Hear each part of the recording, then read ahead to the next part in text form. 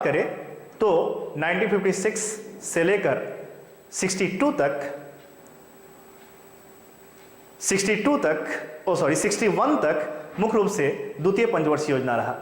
And उसके बाद बात करें तृतीय का 61 से लेकर 66 तक।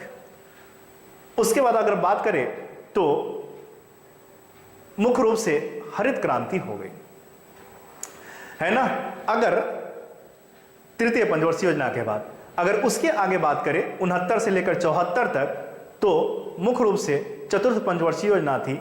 एंड 74 से लेकर 79 तक होना था पांचवी पंचवर्षीय योजना, लेकिन उसको 1970 में जैसे ही जनता पार्टी की सरकार आई तो इस पंचवर्षीय योजना को खत्म करके वहां पे रोलिंग प्लान लाया गया और 1978 में मुख्य रूप से खत्म कर दिया गया। और 78 से लेकर 80 तक 2 साल के लिए, है ना, मुख्य रूप से क्या लाया गया, रोलिंग प्लान लाया गया।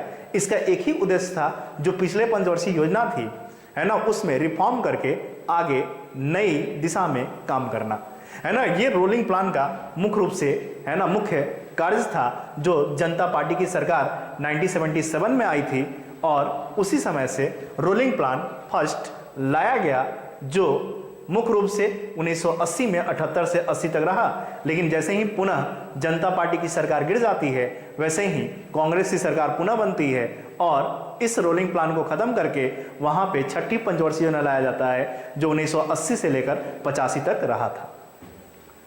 ठीक है ना। तो ये दिया है रोलिंग प्लान की अवधारणा मुख्य रूप से लागू की गई। आंसर इसका जनता सरकार के द्वारा होगा, जनता पार्टी की सरकार के द्वारा होगा, जो मोरारजी देसाई के नेतृत्व में पहली बार गैर कांग्रेसी सरकार का गठन हुआ था। आइए नेक्स्ट देखते हैं दोस्तों, क्वेश्चन की ओर चलते हैं। क्वेश्चन है कौटिल्य अर्थशास्त्र कितने अधिकरणों में विभाजित था। आंसर इसका, है ना, 14 हो जाएगा, 14 अधिकरण में विभाजित था। देखिए कौटिल्य अर्थशास्त्र, थोड़ा इसको आप लोग देख लीजिएगा, 14 ही होना चाहिए, है ना, थोड़ा सा, है ना, इसमें आप लोग अपने से देखकर बताइएगा हमको कमेंट में, ठीक है ना। इसमें दिया है कौटिल्य अर्थशास्त्र किसने अधिकरणों में विभाजित था। आंसर 14 ही होना चाहिए, है ना। कौटिल्य का अर्थशास्त्र जो लिखा गया, देखिए दोस्तों, कौटिल्य का जो अर्थशास्त्र लिखा गया वह मुख्य रूप से, है ना, आप लोग को पता होगा, कौटिल्य, है ना, या इसी को बोला गया चाणक्य, या इसी को बोला गया विष्णुगुप्त। अगर मगध वंश की बात करें तो मगध वंश में बहुत सारे वंश आए, है ना, जिसमें आपका पहला वंश था, वह था कौन सा वंश, वह था बिंबिसार के द्वारा लाया गया हर्यक वंश, है ना। इसी में आया शिशुनाग वंश भी आया, है ना, नंद वंश आया। और नंद वंश के समय ही, धनानंद के समय, कौटिल्य मुख्य रूप से उसका दानशील विभाग का अध्यक्ष था और चाणक्य तक्षशिला विश्वविद्यालय में अध्यापक के रूप में कार्यरत थे, है ना। इसी के बाद इसी के समय, घनानंद के समय ही मुख्य रूप से सिकंदर का भी आक्रमण, बहुत सारी कहानी है उसमें, कभी बताएंगे उसको, है ना। तो मुख्य रूप से जो अर्थशास्त्र लिखा गया यह इकोनॉमिक्स की पुस्तक नहीं है। अर्थशास्त्र में जो मौर्यकालीन राजनीतिक प्रशासनिक जो व्यवस्थाएं हैं वह अर्थशास्त्र में बताया गया है। अगर बात करें अर्थशास्त्र की प्रथम पुस्तक की तो पहली बार जो लिखा गया वह था एडम स्मिथ के द्वारा, an inquiry into the nature wealth of nation. Question पूछता भी है, 1776 में पहली पुस्तक अर्थशास्त्र की लिखी गई, ठीक है। आइए देखते हैं नेक्स्ट क्वेश्चन की ओर। क्वेश्चन दिया अशोक की ब्राह्मणी अभिलेखों को सर्वप्रथम किसने पढ़ा था, पता भी होगा। आंसर इसका जेम्स प्रिंसेप होगा। देखिए अशोक के समय ही, है ना, मुख्य रूप से जो स्तंभ का विकास, शिलालेख का विकास हो, अशोक के समय से शुरू हो गया, है ना। और मुख्य रूप से उनकी जो, है ना, उनकी जो मुख्य रूप से लिपियां थी, 4 लिपि के बारे में पता होगा, है ना, जिसमें ब्राह्मणी लिपि है, खरोष्ठी लिपि है, अरमैक है, ग्रीक, है ना। तो इसमें मुख्य रूप से पूछा है अभिलेखों को सर्वप्रथम किसने पढ़ा था। आंसर इसका जेम्स प्रिंसेप होगा 1837 में। आइए देखते हैं नेक्स्ट क्वेश्चन की ओर चलते हैं। क्वेश्चन दिया है भारत के किस क्षेत्र को कोयले का स्टोर हाउस कहा जाता है। आंसर इसका रानीगंज होगा।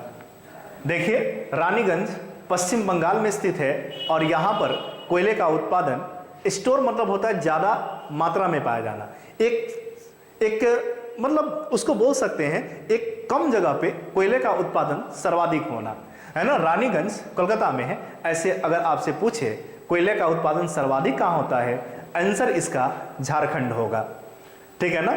लेकिन अगर स्टोर के रूप में पूछे कि सबसे ज्यादा स्टोर हाउस कहाँ कहा गया है, कहाँ स्टोर हाउस, यानी रानीगंज कोलकाता में मुख्य रूप से कोयले का उत्पादन होता है, ठीक है। आइए मुख्य रूप से नेक्स्ट देखते हैं क्वेश्चन की ओर। क्वेश्चन दिया हुआ है निम्नलिखित एक वेद धार्मिक अनुष्ठान से संबंधित है।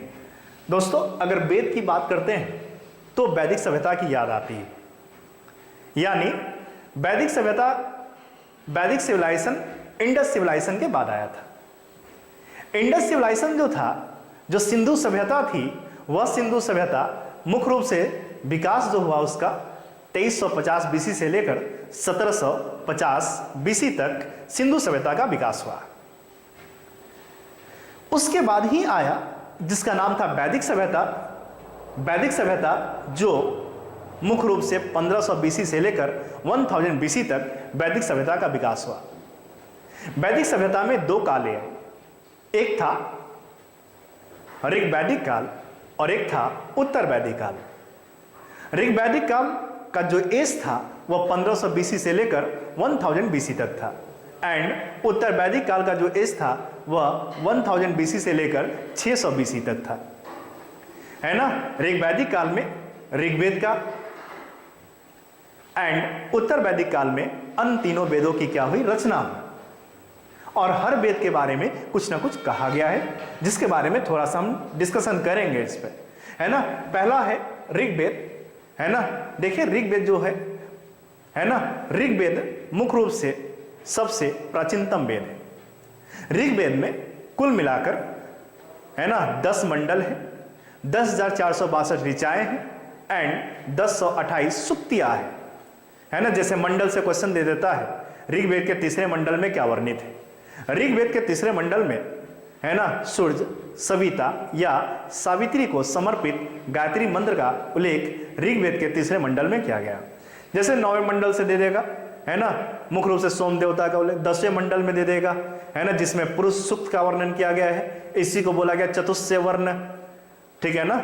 ये चतुष्य जो वर्ण होता है जिसमें ब्राह्मण, क्षत्रिय, वैश्य और शूद्र को रखा गया था। उतना डीपली नहीं जाएंगे, तो क्वेश्चन यहीं से पूछता है ऋग्वेद, मुख्य रूप से ऋग्वेद में, है ना, इसका बहुत सारे क्वेश्चंस पूछते हैं। ऋग्वेद के पाठ्यकर्ता को क्या कहते हैं, होत्रा या होत्री। ऋग्वेद के, है ना, मुख्य रूप से उपवेद कौन से हैं, आयुर्वेद, है ना, जिसके रचयिता कौन है, धन्वंतरी। ऋग्वेद का ब्राह्मण ग्रंथ भी है ना, कौन सा है, एक है ना, ऋग्वेद का ब्राह्मण ग्रंथ ऐत्रेय ब्राह्मण एंड कौशिकी ब्राह्मण। तो ये जितने भी सारे हैं मुख्य रूप से ब्राह्मण ग्रंथ के बारे में, है ना। आइए, यानी इसमें सूर्य को समर्पित गायत्री मंत्र का उल्लेख ऋग्वेद में किया गया है। एंड आते हैं सामवेद। सामवेद को प्राचीनतम संगीत का जनक कहा गया है ना। यानी संगीत की अगर बात करें तो वह किसका होगा, सामवेद का। वह क्वेश्चन पूछता है संगीत के लिए कौन सा वेद उपयुक्त है, आंसर इसका सामवेद होगा, है ना। यानी सामवेद को प्राचीनतम संगीत का जनक कहा गया है। सामवेद के पठकर्ता को उद्गाता या उद्गात्री कहा गया है। सामवेद का भी उपवेद है जिसको बोलते हैं गंधर्व वेद। सामवेद का भी ब्राह्मण ग्रंथ है जिसको बोलते हैं तांड, महातांड ब्राह्मण ग्रंथ, है ना। तो ये सब जितने भी सारे हैं वेद के बारे में बताया गया। अगर बात करें यजुर्वेद का, यजु का मतलब यज्ञ होता है। यजु का मतलब यज्ञ होता है, यानी यज्ञ, कर्मकांड, धार्मिक अनुष्ठान की अगर बात करें तो आंसर इसका यजुर्वेद होगा। इसके पाठ्यकर्ता को अध्वर्यु कहते हैं। इसका भी मुख्य रूप से ब्राह्मण ग्रंथ है, जो पूछता भी है क्वेश्चन, शतपथ ब्राह्मण, ऋग्वेद के बाद सबसे बड़ा ब्राह्मण ग्रंथ, ऋग्वेद के बाद सबसे बड़ा ग्रंथ, आंसर इसका शतपथ ब्राह्मण होगा, ठीक है ना। इसके बारे में हम डिटेल से नहीं जाएंगे, कभी पढ़ाएंगे इसके बारे में। अथर्ववेद, अथर्ववेद में मुख्य रूप से, है ना, जो बताया गया है शादी, प्रेम विवाह, अनुसंधान, भूत पिचास, है ना, ये सब जितने भी सारे हैं सब अथर्ववेद में है। इसका भी ब्राह्मण ग्रंथ है। इसको बोलते हैं कौन सा ब्राह्मण ग्रंथ, इसको बोलते हैं गोपद ब्राह्मण, है ना। तो ये आपके वेद के बारे में पूछता है ना, धार्मिक अनुष्ठान दे देगा, प्राचीनतम संगीत का जनक दे देगा, है ना, सूर्य को समर्पित गायत्री मंत्र का उल्लेख पूछ देगा, ठीक है ना, भूत पिचास के बारे में पूछ देगा, जादू टोना के बारे में पूछ देगा। आंसर इसका अथर्ववेद होगा। ठीक है, बढ़ते हैं नेक्स्ट क्वेश्चन की ओर। क्वेश्चन देवा है, निम्नलिखित में से किस अणु में द्विबंधन होता है? द्विबंधन बोलते हैं किसको? डबल बॉन्ड को। द्विबंधन बोलते हैं डबल बॉन्ड को, यानी अणुओं के बीच में डबल बॉन्ड कौन बनाएगा? आपको दिख भी रहा होगा NH3 अमोनिया, है ना, 3 हाइड्रोजन है, यानी बॉन्ड कितना बनाएगा? 3 बॉन्ड बनाएंगे। देखो ना, है ना, NH3 हाइड्रोजन कितना है? 3, 1 2 एंड 3, है ना। 1 इलेक्ट्रॉन वैलेंसी होता है, नाइट्रोजन का 5 वैलेंसी होता है, लेकिन बॉन्ड में कितना लेगा? है ना, मुख्य रूप से देखिए यहाँ पे, है ना, 1 1 3 और 2 5, ठीक है ना, 3 4 और 1 5, एक ज्यादा हो गया यहाँ पे, ठीक है ना। आइए देखिए यहाँ पे, ये एक बॉन्ड इससे बनाएगा, ये एक बॉन्ड इससे बनाएगा, और ये हाइड्रोजन, देखिए ना, यही जो होता है सिंगल बॉन्ड का क्या करता है? निर्माण करता है। यानी नाइट्रोजन हमेशा अपने साथ 3 बॉन्ड क्या करता है? बनाता है। तो द्विबंध डबल बॉन्ड के बारे में पूछ रहा है, तो ये पहला ऑप्शन क्या होगा? गलत होगा। Cl3 तो होगा नहीं, है ना, क्लोरीन हमेशा Cl2 के रूप में होगा, इसलिए ये होगा नहीं, और क्लोरीन हमेशा सिंगल बॉन्ड बनाता है। एंड ऑक्सीजन की जहां तक बात करें, तो ऑक्सीजन का जो वैलेंसी होता है, ऑक्सीजन का जो वैलेंसी होता है आप लोग को पता भी होगा, है ना, ऑक्सीजन का वैलेंसी, आइए देखते हैं यहाँ पे O2 है, यानी ऑक्सीजन के साथ हमेशा डबल बॉन्ड का क्या करता है? निर्माण करता है, ठीक है ना। इसका वैलेंसी जो होता है वह 6 2 4 6 और 2 कितना हो गया? 8, 2 4 6 और 2 8, है ना। ये क्या करता है? यही डबल बॉन्ड को बनाकर, है ना, मुख्य रूप से क्या करता है? डबल बॉन्ड, यानी पार्टनरशिप ऑफ इलेक्ट्रॉन की साझेदारी करता है, ठीक है ना। यानी आंसर इसका क्या हो जाएगा? O2 होगा, डबल बॉन्ड O2 बनाएगा, ठीक है। आइए नेक्स्ट क्वेश्चन की ओर बढ़ते हैं हम लोग। क्वेश्चन दिया है, घरेलू गैस खाना पकाने की गैस द्रवित पेट्रोलियम गैस मुख्य रूप से होता है।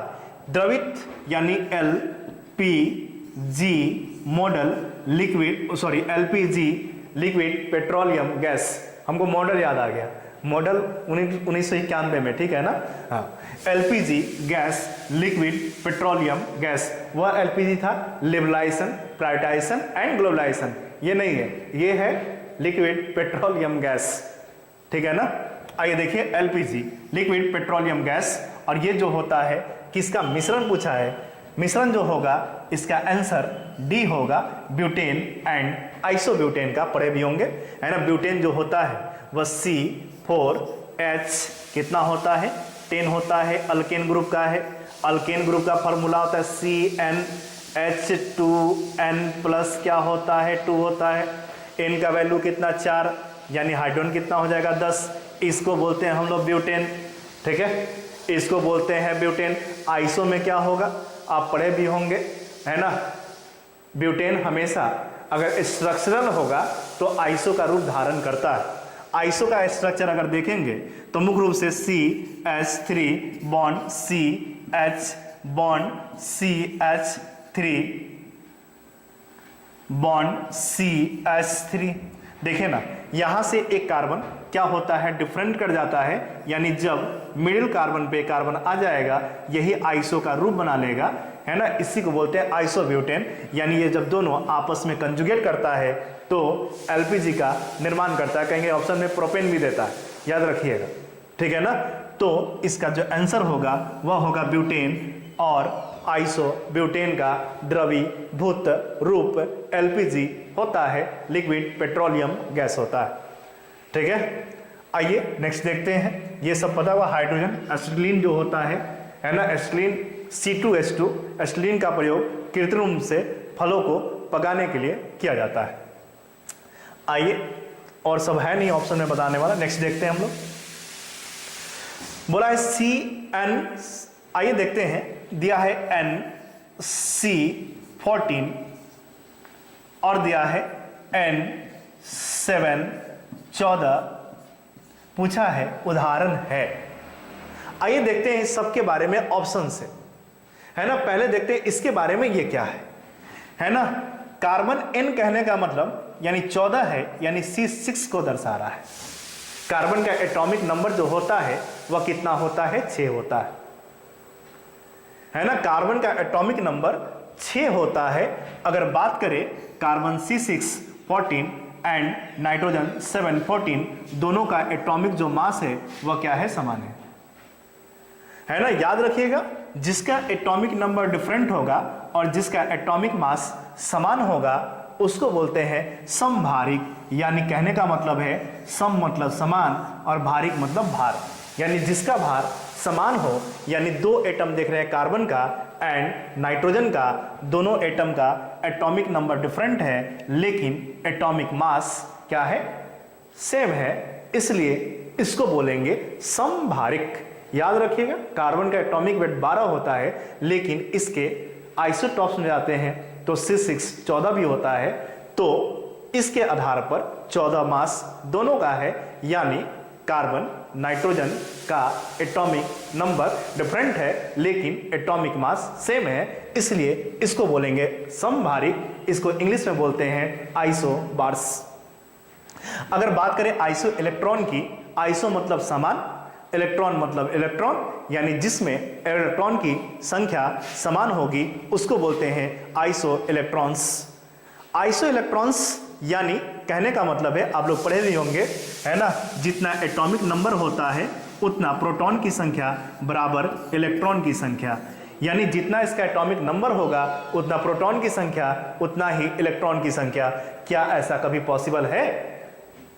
नहीं हो सकता है, लेकिन एक कंडीशन में पॉसिबल है ना। एटॉमिक नंबर बराबर प्रोटॉन बराबर इलेक्ट्रॉन, यानी कहने का मतलब है इलेक्ट्रॉन की संख्या किसी भी नॉन चार्जेबल एटम में नहीं हो सकता है, यानी जिसमें इलेक्ट्रॉन की संख्या समान और, है ना, इलेक्ट्रॉन की संख्या समान होगी उसको बोलेंगे आइसो इलेक्ट्रॉन्स। हो सकता है, इससे एग्जाम्पल बताते हैं कैसे होगा। देखिए, जैसे सोडियम Na पे 1+ एंड मैग्नीशियम पे 2+ एंड, है ना, एल्युमिनियम पे 3+, यानी कहने का मतलब है सोडियम मैग्नीशियम एल्युमिनियम प्लस का मतलब यहाँ पे लॉस ऑफ इलेक्ट्रॉन से है, यानी इसका एटॉमिक नंबर कितना होता है, 11, इसका होता है 12, इसका होता है 13, यानी 11 इलेक्ट्रॉन इसके पास है।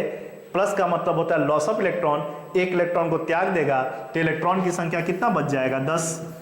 इसमें देखिए एटॉमिक नंबर 12, इलेक्ट्रॉन की संख्या 12, 2 प्लस है यानी 2 इलेक्ट्रॉन को त्यागा, इसमें भी इलेक्ट्रॉन की संख्या 10, एल्युमिनियम 13, 3 इलेक्ट्रॉन 3 पॉजिटिव यानी 3 इलेक्ट्रॉन को त्याग रहा है, यानी इसमें भी इलेक्ट्रॉन की संख्या 10, यानी तीनों आपस में क्या है ना, सम इलेक्ट्रॉनिक है, इसी को बोलते हैं आइसो इलेक्ट्रॉनिक। तो नॉन चार्जेबल एटम में कभी भी आइसो इलेक्ट्रॉन्स नहीं हो सकता है, जब भी होगा तो चार्जेबल में होगा। ठीक है, अप्रूप तो पता ही होगा, कार्बन के मुख्य रूप से 2 अप्रूप, हीरा और ग्रेफाइट, यानी अप्रूप किसको बोलते हैं, अप्रूप उसको कहा गया है जिसका, है ना, फिजिकल प्रॉपर्टीज जो होगा वह डिफरेंट होगा लेकिन केमिकल प्रॉपर्टीज जो होगा वह क्या होगा, वह सेम होगा। यानी कार्बन का 2 अप्रूप मुख्य रूप से हीरा एंड ग्रेफाइट, है ना। फिजिकल प्रॉपर्टी यानी दोनों का शेप क्या है, अलग अलग है, लेकिन केमिकल प्रॉपर्टीज दोनों का कार्बन ही है ना। अगर बात करें मुख्य रूप से, है ना, अगर एक और इसका अप्रूव कभी कभी दे देता है बुक मिनिस्टर फुलेरिन C60, जो क्राउन आकृति का अर्थात या फुटबॉल आकृति का कुछ भी हो सकता है। ठीक है ना, तो ये आप लोग समझ गए होंगे। और एक बात करते हैं समस्थानी का, जिसमें एटॉमिक नंबर क्या होगा, समान होगा लेकिन एटॉमिक मास सेम होगा, जैसे कार्बन C6 12 एंड C6 14 दोनों आइसोटॉप्स है। ओके, आइए नेक्स्ट में देखते हैं। जब मैग्नीशियम और क्लोरीन के बीच अभिक्रिया होती है तब, आइए देखते हैं मैग्नीशियम एंड क्लोरीन के बीच में अभिक्रिया कराना है। देखिए अभिक्रिया कब होता है, अभिक्रिया होता है जब वैलेंसी का ट्रांसफर होता है, ट्रांसफर ऑफ वैलेंसी, है ना। तो मुख्य रूप से मैग्नीशियम का जो वैलेंसी होता है चार्ज इक्वल टू वैलेंस होता है, 2 पॉजिटिव होता है और क्लोरीन का 1 निगेटिव होता है, तो वैलेंसी का ट्रांसफर होगा ए का बी के पास एंड बी का ए के पास, बना देता है MgCl2। ठीक है ना। देखिए इसमें ऑप्शन में प्रत्येक मैग्नीशियम पर परमाणु 2 इलेक्ट्रॉन क्या करता है, ग्रहण करता है। पॉजिटिव का मतलब होता है रिलीज करना, है ना। प्रत्येक क्लोरीन परमाणु 1 इलेक्ट्रॉन त्यागता है। निगेटिव का मतलब होता है इलेक्ट्रॉन को गेन करता। एक सहसंयोजक बंधन बनाता है ना। सहसंयोजक का बंधन कहीं बना रहा है नहीं, है ना। प्रत्येक मैग्नीशियम परमाणु 2 इलेक्ट्रॉन का त्याग करता है। देखिए मैग्नीशियम परमाणु जो है वो 2 इलेक्ट्रॉन को क्या कर रहा है, त्याग कर रहा है। समझ गए होंगे। नेक्स्ट बढ़ते हैं क्वेश्चन। एक पत्थर भवन के छत से छोड़ने पर पृथ्वी की सतह तक गिरने में, है ना, एक पत्थर है ना, ये हाइट है इसका, और यहां से एक पत्थर छोड़ा जा रहा है ना। तो बोला है गिरने में कितना सेकंड का समय लेता है, यानी 4 सेकंड का समय लेता है। भवन की ऊंचाई क्या है, आप लोग फार्मूला जानते होंगे, S बराबर होता है UT plus half AT square, है ना। देखिए यहाँ पे S बराबर होता है, ऊंचाई पूछा है, UT plus half AT square. यहाँ से पत्थर छोड़ रहे हैं, यानी U जो होगा प्रारंभिक वेग है, और प्रारंभिक वेग क्या होता है, 0 होता है ना। तो याद रखिए 0 इंटू टी, इतना तो 0 हो गया, है ना। हाफ A का वैल्यू पता है, ये कितना होता है 9.8 मीटर प्रति सेकेंड स्क्वायर होता है ना, और T दिया हुआ है ना। तो आसानी से इसका आंसर हम लोग निकाल सकते हैं, अपने से कैलकुलेशन करके निकाल लीजिएगा। आइए देखिए आगे क्वेश्चन नंबर। एक तरंग 0.8 सेकेंड में 24 चक्र पूरा करती है। तरंग की आवृत्ति पीछे हम बता रहे थे, आवृत्ति जो फॉर्मूला होता है n बराबर होता है 1/t, यही होता है ना। t का वैल्यू दिया हुआ है ना 0.8 सेकेंड में, तो यहां से निकाल लेंगे, है ना। आवृत्ति n निकाल कर देखिए कितना आ रहा है। आइए देखिए आगे। समांगी मिश्रण का उदाहरण है। देखिए 2 मिश्रण है, एक है होमोजीनस मिक्सचर और एक होता है हेट्रोजीनस मिक्सचर। होमोजीनस इसको बोलते हैं समांगी मिश्रण, हेट्रोजीनस इसको बोलते हैं विषमांगी मिश्रण, है ना। समांगी क्या होता है ना। समांगी कहने का मतलब क्या है, जब 2 सब्सटेंस आपस में पूर्ण रूप से विलय हो जाए, यानी घुल जाए, वह होता है समांगी। विषमांगी किसको बोलते हैं, जब, है ना, 2 सब्सटेंस आपस में पूर्ण रूप से नहीं मिलता है, उसको बोलते हैं विषमांगी। आइए देखते हैं गन पाउडर, है ना। आंसर यही होगा। गन पाउडर जो होता है एक प्रकार का क्या है, बारूद है ना, जो इस्तेमाल करते हैं हम लोग विस्फोटक के रूप में, है ना। और विस्फोटक में बहुत सारे ऐसे तत्व, है ना, बहुत सारे ऐसे पदार्थ होते हैं, जैसे नाइट्रोग्लिसरीन का नाम, बहुत सारे हैं ऐसे, है ना। वह आपस में मिलकर मुख्य रूप से गन पाउडर में यूज किया जा सकता है, यानी जो समांगी मिश्रण होगा वह कौन होगा, गन पाउडर होगा। सदृश मतलब होता है देखने वाला, है ना। क्लोरोफॉर्म और जल नहीं मिलेगा, पेट्रोल जल नहीं मिलेगा, है ना। कभी आपस में दोनों कंजुगेट नहीं कर सकता है, ठीक है। और पीतल तो पता ही है, पीतल होता है मिश्र धातु, एलॉय जिसको बोलते हैं, ठीक है। आइए नेक्स्ट क्वेश्चन देखते हैं। स्फटिक रासायनिक दृष्टिकोण से है। आइए देखिए यहाँ पे स्फटिक जो होता है वह सिलिकॉन ऑक्साइड होता है। आंसर इसका फर्स्ट होगा, बाकी कोई ऑप्शन बताने वाला नहीं है। हो गया।